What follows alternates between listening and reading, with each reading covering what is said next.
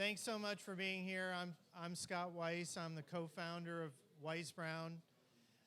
Thanks for being here. We're happy to host. And, we had a great turnout, so thanks for being patient with us with the standing room only. And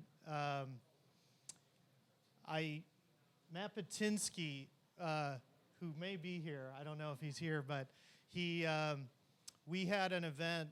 I'm going to steal his line, so I'm kind of glad he's not here. We had an event out here on the deck when he was our neighbor, and we shared the deck, and we had a party, and he talked about how important it was not only for a startup to have a really good team and a group, but to have a really great community around them. And community was so important for a startup to survive and to do well.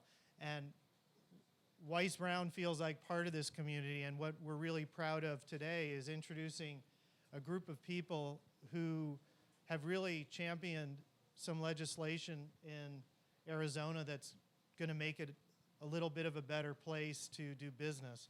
And anytime there's something like that that makes Arizona just a little bit better, we're a big supporter of it, and we really want to thank the team. It was a pretty hard thing to get this through, but wanted to at least recognize who's here, and those people who did this was Representative Jeff Winninger, Attorney General Mark Brnovich, Glenn Hammer from the Arizona Chamber is here, Tyler Gentry from the ACA, Arizona Commerce Authority, John Reagan of Envision AZ, very excited to see what's going to come out of there, Stacy Harris of GPEC, who's a friend of ours, and Brad Selby, who's a big enthusiast in the community. So thanks so much for being here, and I wanted to introduce Representative Winninger.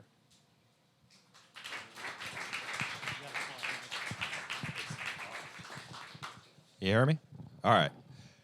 How's everybody doing? Thank you so much for being here. It was an interesting year this year where we, I think, passed some very meaningful legislation on this and dealing with blockchain and a few different things. So a couple of the bills we passed was this great Fintech Sandbox bill. We also passed a bill that allowed you to mine digital currency in your home. And we also did a revamp with help with a few people, John from the Chamber, of expanding the crowdfunding bill to allow up to $5 million that you can collect and allow you to do an intrastate ICO for it. But on this Sandbox bill, it was a whirlwind, and the process kind of in the legislature, I won't go through the whole process, but it was an interesting bill to try to sell this year because there was a lot of false narratives going around about it. One thing is people just don't understand some of these technologies, whether it's blockchain or fintech in general. Sometimes that's to your advantage because they don't want to be embarrassed and vote against something and say they don't understand it. And sometimes it's not because they won't vote for something they don't understand. And then basically there's people that make bills something that they're not. And that tried to happen to this bill to basically make it about predatory lending and these kinds of things, and it's not. And I basically tried to sell it on innovation. We need to keep the pedal to the floor on innovation. We can't rest on our laurels. I really think with the help of the Attorney General and the governor in this legislature, we have really been pushing the boundaries on innovation. And then I think along with the crowdfunding that it's somewhat of democratizing capital. I believe large players, whether it be large incumbent businesses can use this technology and the Sandbox, but also the smaller players, people who might not have the capital and the time to wait for a year or however long it takes to get through the regulatory process, now can have somewhat of a fast track to where their idea doesn't pass them by and one of the larger incumbent players creates their mousetrap in the time being because they can go to scale quicker. So I'm really excited. We have a full room of a lot of people, and a lot of people in this room helped. I appreciate it. And one of the people who really helped was the person whose idea it was, which was our great Attorney General, Mark Brnovich. He has been an inspiration and just a really breath of fresh air in the AG's office. And I couldn't be more honored to have carried the bill for him. So without further ado, ladies and gentlemen, the Attorney General, Mark Brinovich.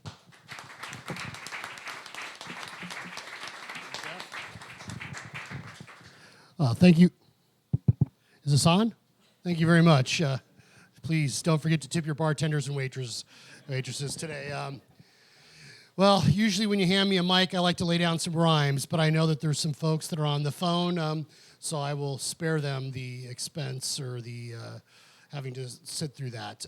I do want to begin by thanking first everyone in this room for being here. Thank you to the folks at Weiss Brown for hosting, for sponsoring this. Thank you, Glenn, the Chamber, for everything you guys do, folks from GPEC, and everyone here that, both from the public and the private sector, that helps make our economy what it is, which is so, so important. The second thing, I will note that I guess we don't have a lot of World Cup fans because in less than an hour, Croatia is playing Iceland, and my guaranteed airtight prediction that Croatia will indeed win that group, and Argentina will not be moving on. So hopefully if there's any gamblers in the room, you went all big on Croatia. Now, if only we can get Serbia to win tomorrow, my entire week will be made. So anyway, I do, once again, thank everyone for being here, and there's just really a couple things I want to mention. One, thank you to Representative Winiger for everything that he did. It wasn't always easy when you're the first person through that wall, as Billy Bean, the famous general manager of the Oakland A's, used to say, is that, sometimes you get bloody. And when you come up with innovative ideas and suggestions, sometimes there's pushback. And people don't always appreciate the vision and the passion and where you ultimately want to go. So thank you, Jeff, for your willingness to step up and champion an idea where no other state has been willing to go thus far. But as I point out to folks, and I'm sure that many people in this room and even people on the phone appreciate, when we sometimes were getting some pushback and criticism of this idea about a regulatory or fintech sandbox here in Arizona, one, we'd always point out that we're talking about a sandbox, not a beach. And we're talking about a place where innovation can occur. But the second thing is that as radical of a concept as this may seem, the reality is that this is something that's already taking place in the United Kingdom. Mexico earlier this year passed a fintech bill. Canada passed a fintech bill. So for the folks out there, or for people keeping track of these things, we should note that the United States has always been on the leading edge when it comes to innovation and entrepreneurship. We should continue to be so. Arizona should continue to be so. So if they could do this in the United Kingdom, if they could figure out a way to pass it in Canada, if they can get it done in Mexico, the question is, should we be doing it? The question is, why aren't we doing it? And so really the two strong messages I have is, one is Arizona is an environment for innovation. This is a place where no matter who you are, where you come from, you can start a business and you can succeed because we've created a business climate and an environment that wants to foster innovation. Second, as the Attorney General, I want to make sure that we have that balance. We have that balance where we have created an environment where people can innovate, but at the same time, we balance that, making sure that people are playing by the rules. Now, we have asked the federal government for some exemptions and waivers to try to have some innovations regarding fintech, and we know that the Treasury Department has already seemed receptive to that, and they want to encourage folks. We've reached out to other states. But at the end of the day, as I said, we will continue to balance protecting the public. And sometimes when folks talk about these issues, I remind them that it's innovation, it's technology that has changed the world for the better when you think about it. Now, that doesn't mean that there aren't drawbacks and technology, making the world a smaller place. But we know that when it comes to so many innovations, whether it's, curing polio, whether it's bringing electricity to parts of the world that don't have it anymore, that was a result of technology and innovation. And so folks that are worried, folks that are concerned that somehow by creating this fintech sandbox that we are somehow maybe harming consumers, putting them in jeopardy, my commitment is that no, our office will continue to protect Arizona consumers as we have whenever there's a scam or a crook or a con artist. But the second thing is, we always need to keep in mind that next innovation may be the thing that helps consumers more than anyone in this room can imagine. And so I want to thank everyone for being here today. I hope that there's a spirited, really great exchange of ideas. And the person I'm introduce is the head of my civil litigation division, Paul Watkins, who in this country, there is no one that knows more about fintech, innovation, than he does when it comes to folks that work in the government sector. And so I know Paul's going to say a few words and maybe address some questions. But once again, thank you all for being here today. I really appreciate it. Without further ado, our resident Harvard-educated. I'm a public school kid, so I get to say that. So anyway, here's Paul Watkins. Yes, without further ado.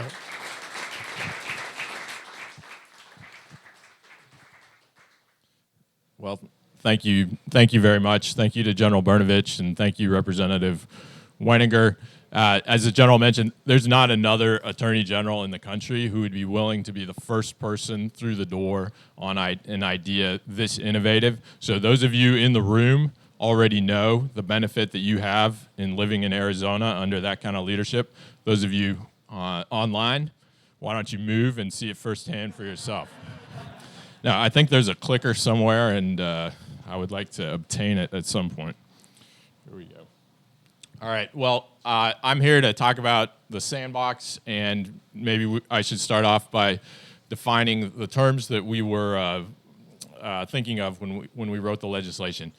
Sandbox is essentially a trade. The upside for a business is entry. Now, the downside is you get limited access to the market, and I'm going to talk about specifically what that means in our legislation. But that is essentially the deal that you are obtaining. It's different from an accelerator. We're not in a role of providing business advice.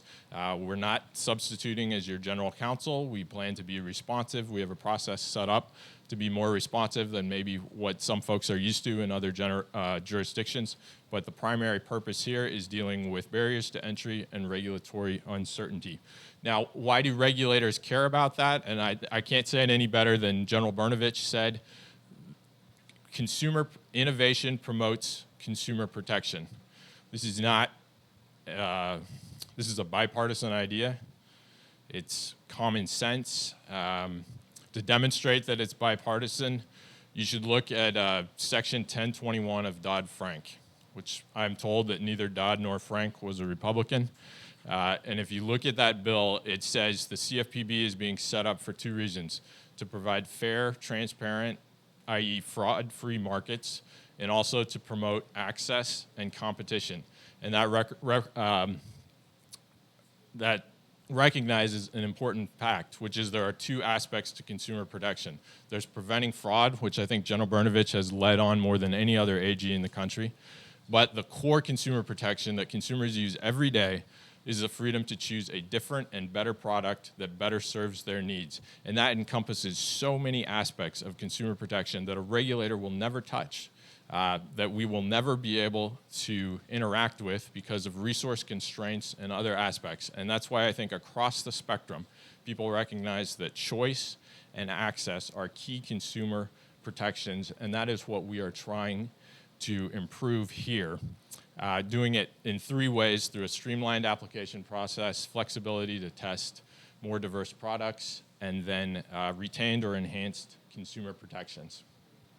So I've talked a little bit about why consumers benefit from a dynamic market, so I'm going to skip past this slide except to highlight the two market distortions that we're trying to deal with here that we think could potentially otherwise impede innovation are barriers to entry and uncertainty.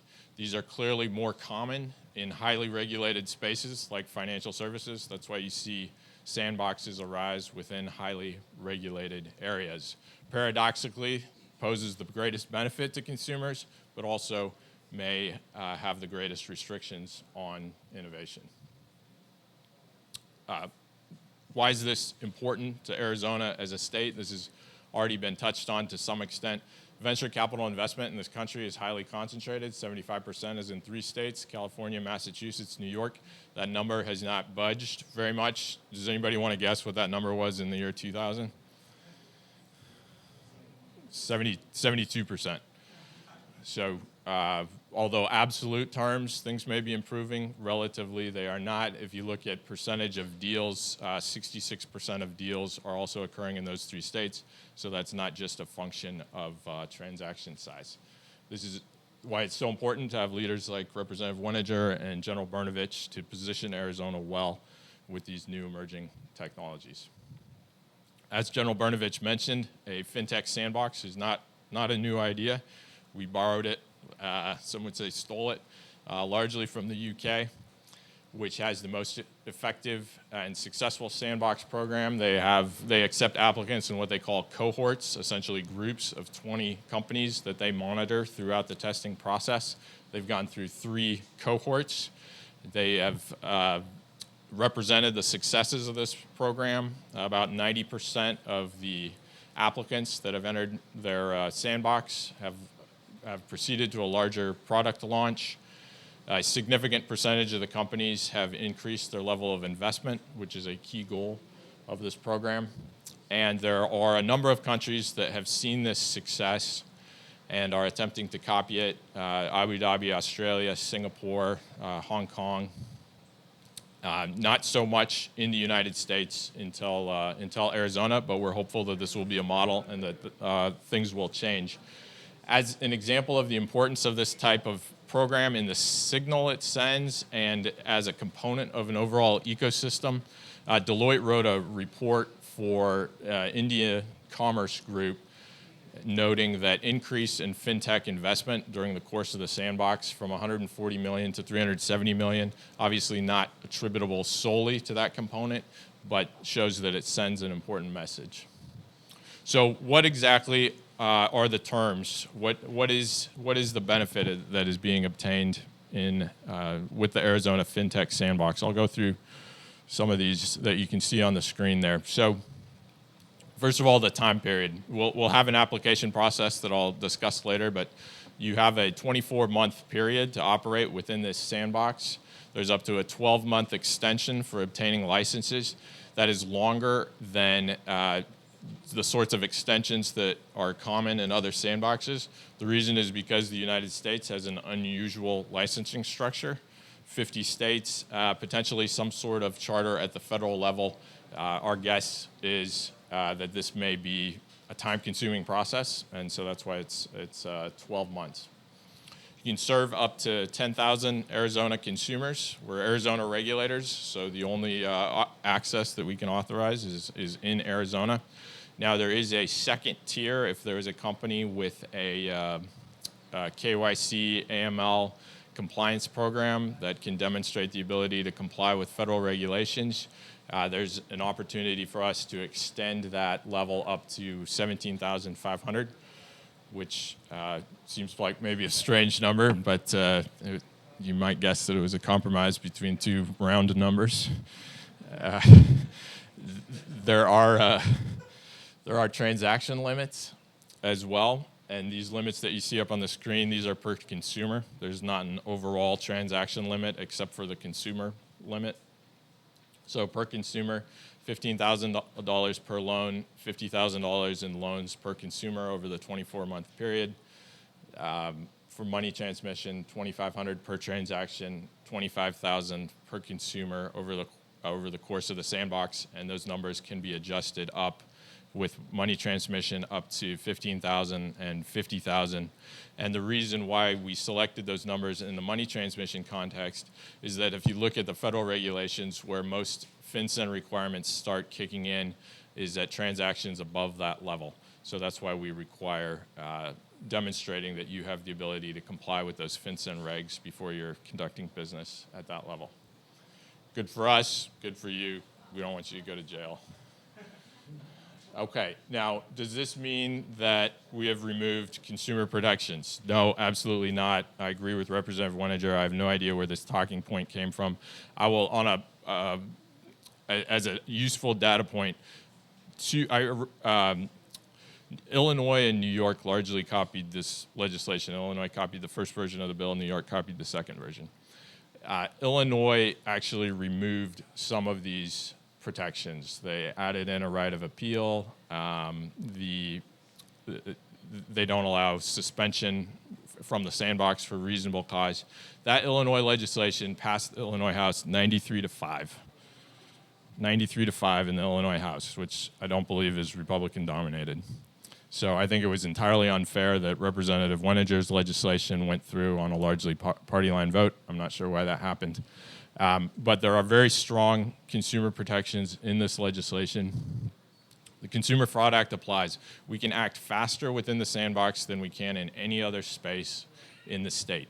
We can suspend participation in the Sandbox based on reasonable cause. Now, purely from a regulator perspective, that would be great authority to have in the market overall, right?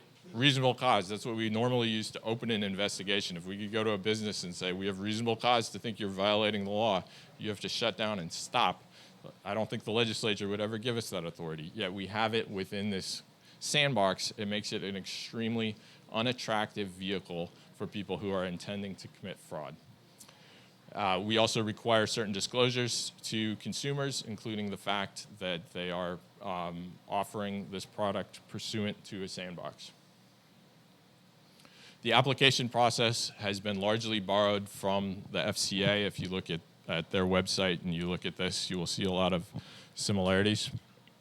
A big difference is we're not going to use the cohort system. We're going to take applications on a rolling basis where we have a 90-day period for approval. This removes some of the bottlenecks. The FCA has about 30 people working on this program so they can handle bottlenecks. But there are some pretty extreme bottlenecks if you're processing all the applications at the same time. So this allows us a more streamlined staffing process. We are asking for the sorts of things that you would probably expect us to ask for. How does this innovation benefit consumers? How is it different? What are the risks? Have you thought about the risks? Why do you want to be in the Sandbox? If something goes wrong, how are you going to wind things down and make people whole? That's the key. We're not looking to whack somebody with large penalties if something goes wrong, but we expect you to make consumers whole. And also, when you're applying, you need to be subject to the Attorney General jurisdiction. Easiest way to do that is to have a presence in Arizona. We have some document retention requirements. Instead of having folks create new reports, what we're looking to do is use documents that are created in the ordinary course and have access to those so that we can understand what's going on. At key times, we require notice if something goes wrong, and there are specific requirements for wind down when the end of the 24-month period approaches. What are we working on now? We see tremendous value to having been first through the door. So we are looking to partner with international regulators so that Arizona is a launching point for companies who are looking to expand to the U.S. I've been overseas speaking about this, and it was shocking to me. I think of Europe is very bureaucratic, and I was shocking to me how terrified international companies are of the U.S. regulatory structure. So just sending this signal, I think, will be important in letting folks know they can come here, they can launch a product, and then they can figure out what other licenses they need. We're also reaching out to federal and state regulators. We should have our application and FAQ up on the website in early July. We'll have a website where folks can submit comments and say, I don't understand this, why are you asking for this? And we'll take that sort of information into account. So with that, thank you very much for your attention. I believe now I have the opportunity to, thank you, turn things over to Glenn Hammer. Paul, thank you for your presentation, and thank you for your leadership. And I remember Paul's attended both of our Envision Technology Summits, and I remember after the first one, a level of excitement after some of the speakers about this idea of a fintech regulatory sandbox. And I want to thank Paul for his extraordinary leadership. This is not common to have someone of his caliber and his entrepreneurial spirit in an Attorney General's office. And I want to commend his boss, Attorney General Mark Brnovich, for his leadership. the Attorney General is exactly right. The United States needs to, this is not a nice to have, needs to lead the world in innovation and entrepreneurship. And thanks to his leadership, his vision, and the excellent people that he has in his office, Arizona remains the only state in the union with this regulatory sandbox. And as the Attorney General and Paul pointed out, we're not alone. We're alone in the United States, but we're not alone internationally. England has a thriving sandbox, and as you can see from the numbers, it's been a great source of entrepreneurial and financial activity. Canada has one. Mexico just passed a major law and had a chance to visit with the lead advocate in Mexico, as well as the startup state Israel has a regulatory sandbox. So this is something that has spread all over the world, and this is a huge deal that Arizona is the beachhead for this activity in the United States. And of course, I have got to thank Representative Wettinger, who has, this was not an easy bill to move forward. A lot of the criticisms were extraordinarily unfair, but the representative did an excellent job of making the case as to why this is good for Arizonans. This is good for consumers. And by the fact that we're in a standing room only crowd and we've got people calling in from literally all over the globe, it's going to be good for the continued economic success of the state. And of course, I want to thank Governor Ducey. I mentioned the startup state Israel. The governor likes to call Arizona the startup state. And that is our culture. We have been leading the country when it comes to innovation in the sharing modern economy. And this is one of the major reasons why we're in Maricopa County, the fastest growing county in the United States of America. This is one of the reasons why Arizona's job creation is outpacing most of the rest of the country. And this is a big reason why firms and innovative companies from around the globe are looking to Arizona to set up shop. And just to get a scope for how big this is, you know, I mentioned, Paul Watkins mentioned the influence of what had happened in England. The head of the Arizona Commerce Authority, Sandra Watson, had the opportunity to speak at a major conference in London on Fintech, and I had the opportunity to accompany her. What was fascinating to me is you had high-level business and governmental leaders from all over the globe. It was like the World Cup there in terms of the countries represented. And Sandra did a great job of really whetting the appetite of a lot of these business leaders and governmental leaders as to why Arizona is the right, and right now, the only place where these companies could set up shop. So at this point, I'd like to say, you know, that our Envision AZ effort, we were proud to support this effort. We're looking forward to some ideas going forward. But I really now want to turn things over. We're going to have a little bit of time for Q&A. And as I mentioned to those watching all over the globe, this is standing room only, so I want to give ample time for Q&A. But I now would like to introduce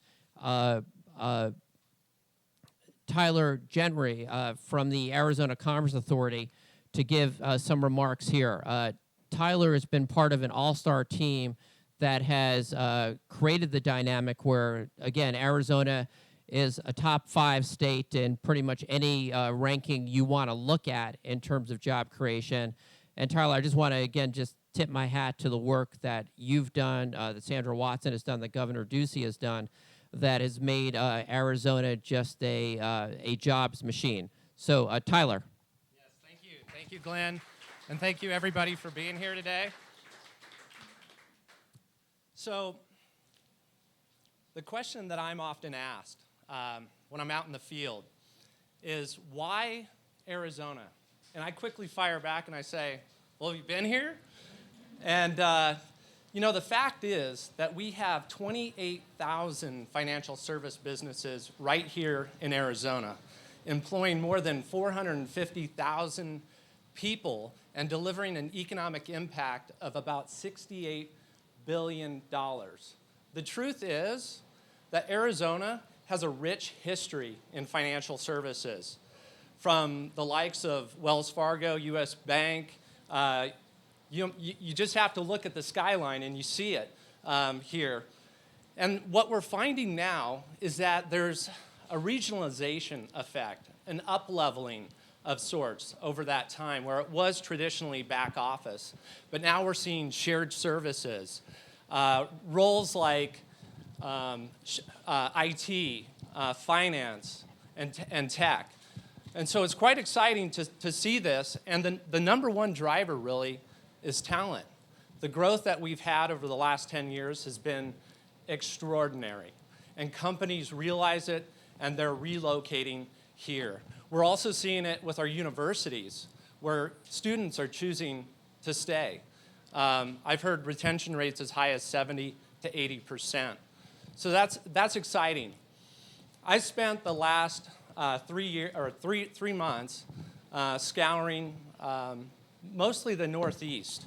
I've spent time in New York and Boston. I was invited by a company called the Fintech Sandbox, which is actually a nonprofit organization. They're helping early stage finance and other companies start their business, and primarily in data collection and resources necessary. But she said, Tyler, your timing is perfect. Come on out. I'll show you around.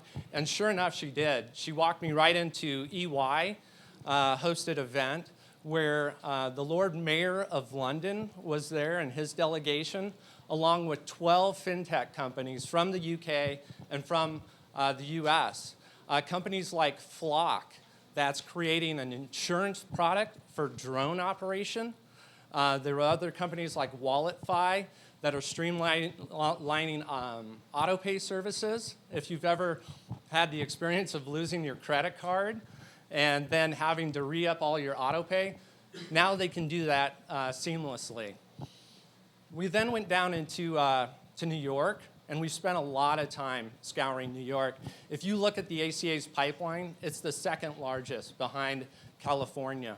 And it's all of the financial service companies, the insurance and the tech. And we've talked to a great deal of them. We've been to the Empire FinTech Conference.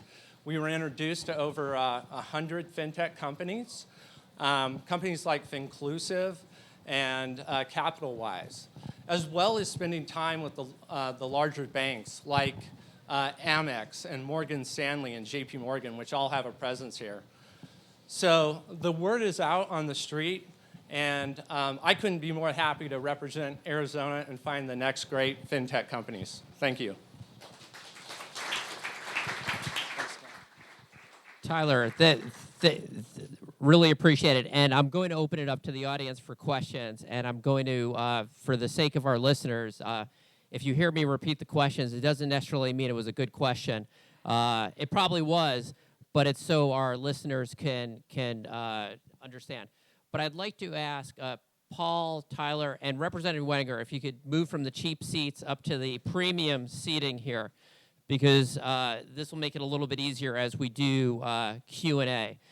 And the first question, just to get things started, I'd like to understand this. Given that there's a number of countries that have these types of systems, and for some of these countries it's maybe more national than 1 out of the 50 states, can each of you give me your best shot as to why Arizona?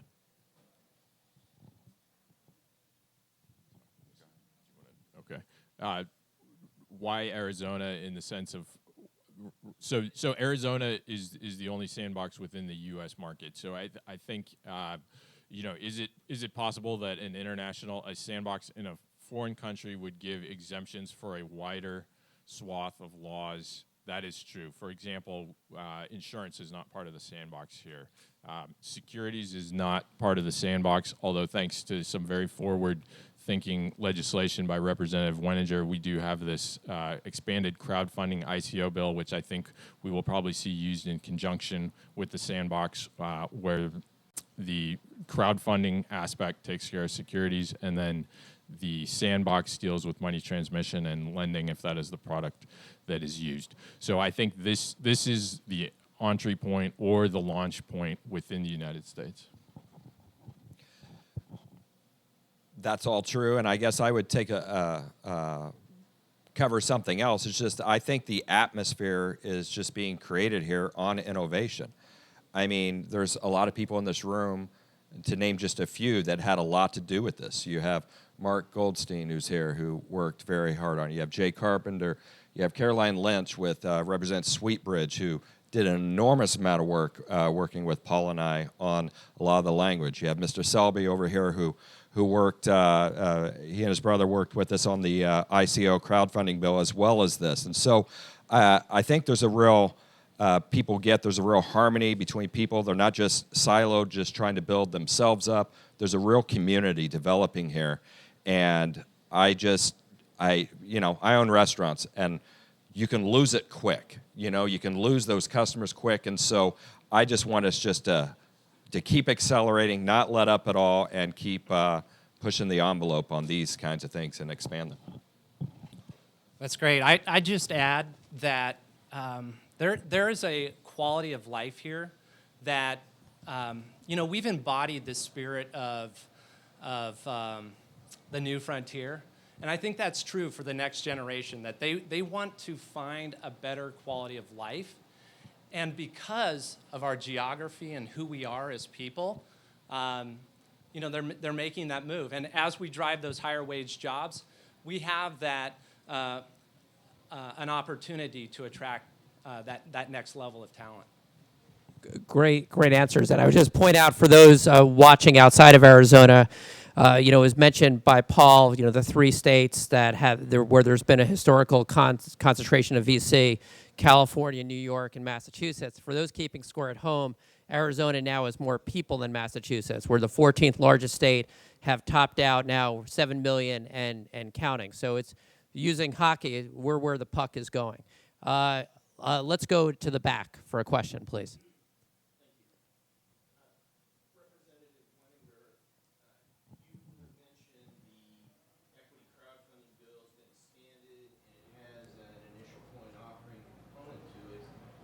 Give us kind of an update on where that bill stands and a little bit about what is the nature of the ICO or the initial coin offering.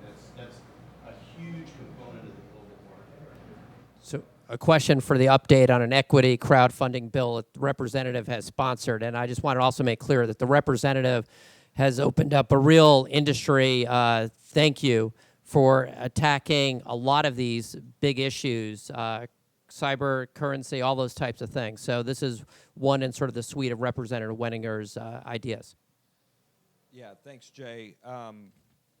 We basically took it from 1 million to 5 million that you can raise without audited financials.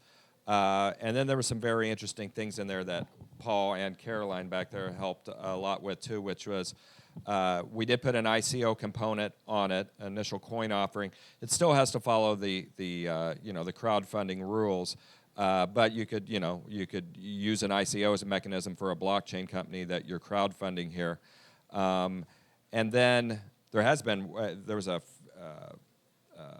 Business Journal article a couple weeks ago on a gentleman who was, and I met with him last week, from Goldman Sachs, who's he had one of the first things that had used the crowdfunding and raised $500,000 to buy some apartment complexes, or one in Tempe, and is using it. But we think it's an exciting expansion. We also put in a bifurcation of the definition of between a security token and a utility token that basically says, if it's a utility token if you're going to use it within 90 days, and then it doesn't fall underneath those same rules. So exciting stuff all the way around, and I think this Fintech Sandbox is amazing. It's going to go amazing places, but we just need to be this kind of tech capital and just keep expanding in every direction.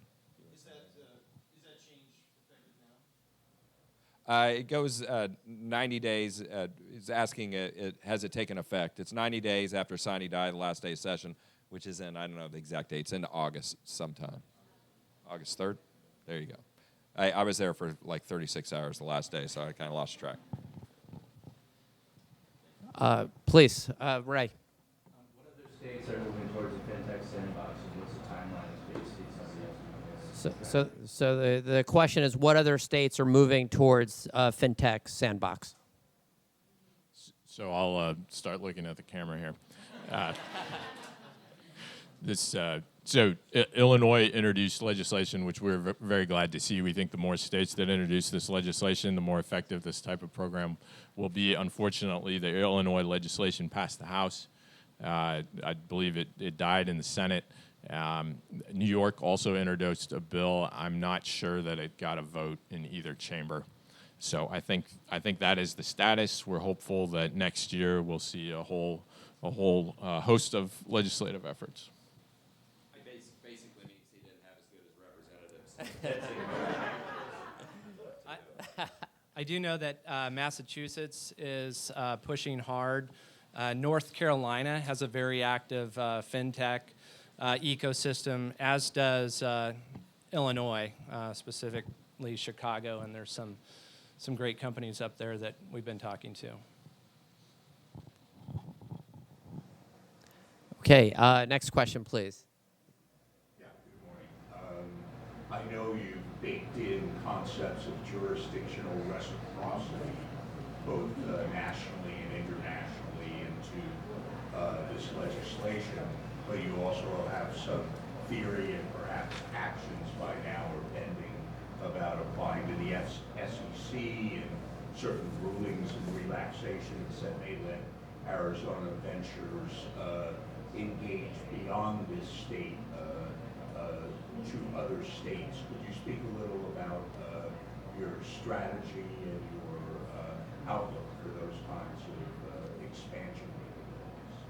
And if I could just add, in terms of the expansion capabilities, I'd like to add a little bit of a twist to that. What should we be doing in the business community to be helping pave that way? Because it sounded like, Paul, earlier, that you're already in consultation and contact with the U.S. Department of Treasury. And in the advocacy space, we'd love to figure out ways we could complement your efforts. We've reached out to every federal agency. We'll talk to anybody who wants to talk to us. We've reached out to a number of international regulators, and some of those conversations have proceeded along very well. Some of them have sort of stalled after the first contact. So I think what is extremely helpful for us, these federal agencies, they don't report to us. We're state regulators in Arizona. But the folks they are accountable to are their congressmen and their senators. So to the extent that you are meeting with elected officials, I think it would be very helpful for those elected officials anytime an agency comes in before their committee. I think that agency should be asked, what are you doing to facilitate innovation? What are you doing to cooperate with states? And I think if that becomes part of the culture, then I think change will probably occur. Okay. Any other questions from the crowd here? If not, okay.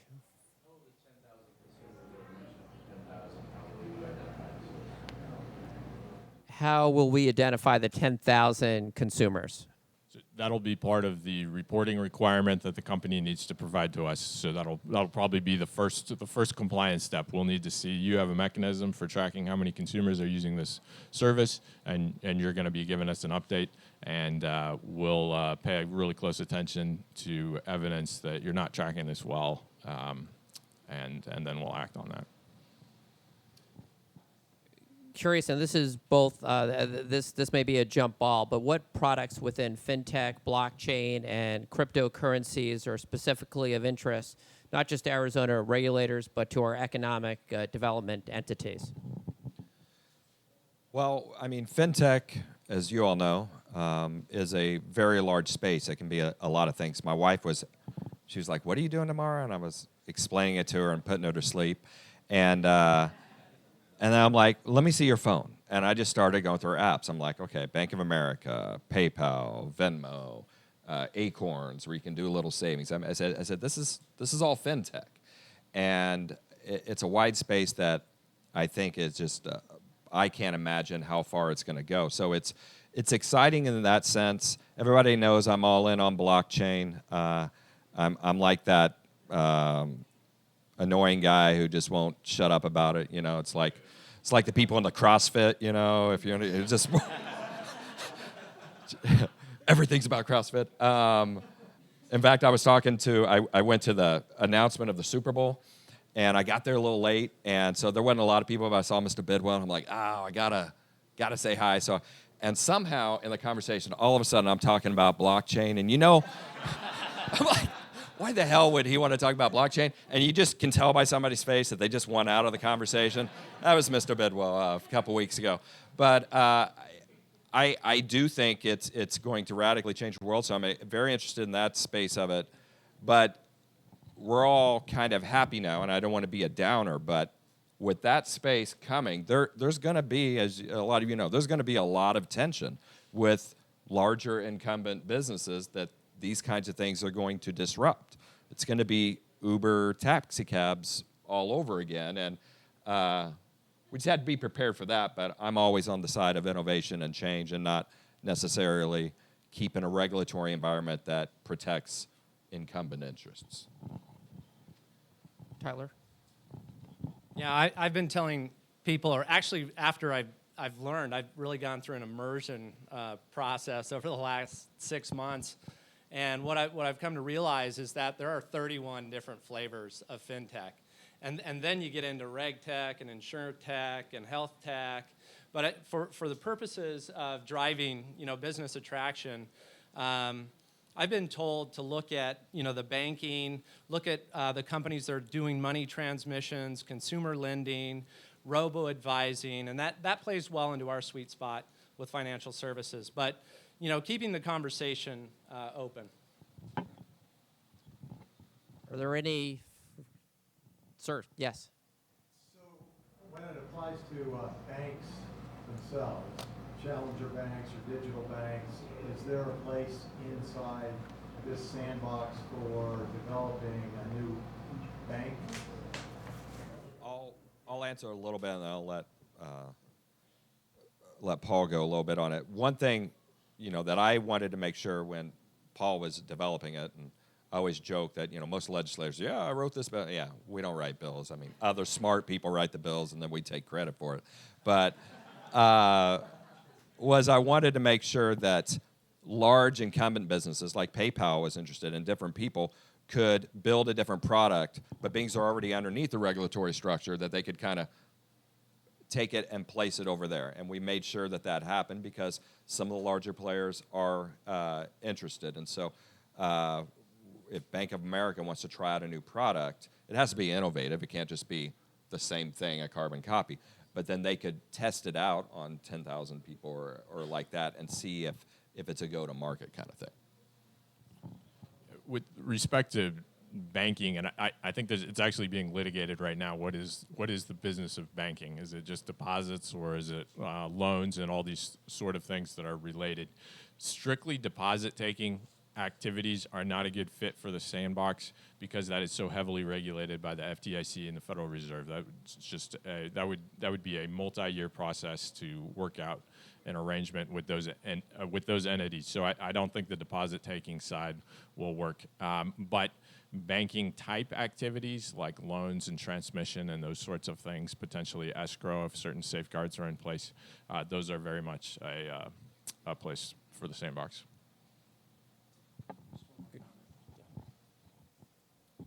The other delineation here, to your point, is the incumbents are setting up innovation. They have set up innovation hubs outside of their headquarters or physical presence to really spur innovation. And they're taking two tracks. Either they're competing head-to-head with some of these startups, or they are collaborating, whether that's through some type of acquisition or partnership. We just have a couple minutes left. And if the three gentlemen would like to make any final comments, and maybe if you frame it, what's next? We sort of lightly treaded on maybe insurance products. Where do you see this evolving going forward? In about a minute or two each, please. I don't need that long, but I'll start real quick. Most of these great ideas come from you, or like this one came from the Attorney General's office. The expansion of the crowdfunding bill came from Envision AZ. so we need your help. If you have ideas, I mean, like a lot of the blockchain things, after I had gone to Jay Carpenter's event on blockchain out at Grand Canyon University, I met with about 25 people dealing in that space and digital currencies and people from the blockchain lab at ASU. And it just spurs ideas more and more. So the more that you can reach out to us with ideas or get together with ideas, I think is just how much further we're going to go in this.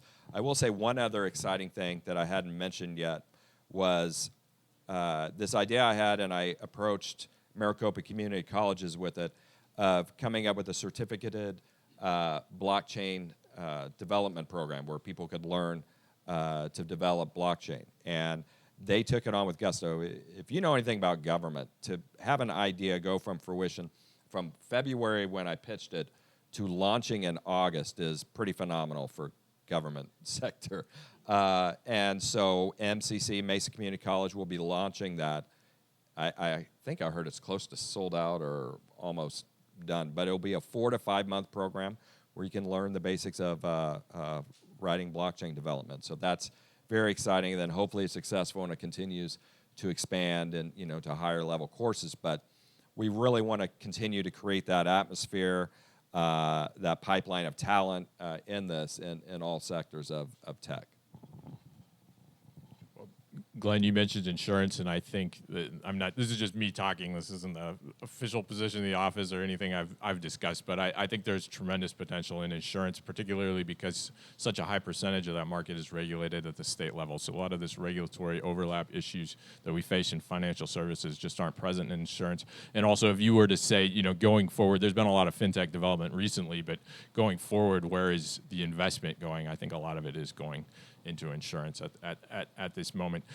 What's most helpful for us, and I see my information just happens to still be up on the screen there, we want feedback, particularly after we post our materials online. We'll figure out a way to distribute that to everybody who attended this event, but we're looking for feedback on the applications, FAQs, some concerns that you have in being part of this process, because we didn't do all this work just to do some press releases. We want this to be effective. We want it to be used. And so that's where your input would be most helpful for us. Thank you. Tyler, take us home. All right. Well, I'd say heavy collaboration is necessary.